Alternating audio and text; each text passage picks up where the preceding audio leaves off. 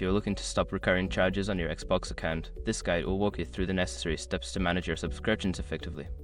Follow these steps to ensure you no longer incur unwanted charges.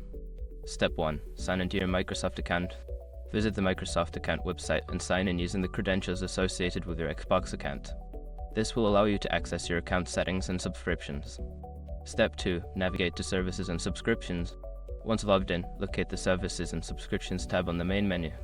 Click on it to view all your active subscriptions linked to your account. Step 3. Identify the subscription to cancel. Scroll through your list of subscriptions to find the one you wish to cancel.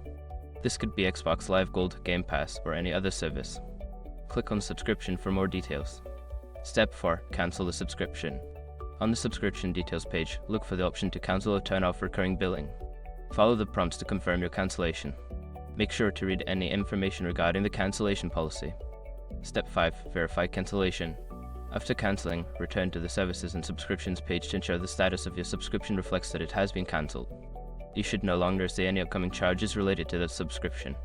By following these steps, you can successfully stop any unwanted recurring charges on your Xbox account.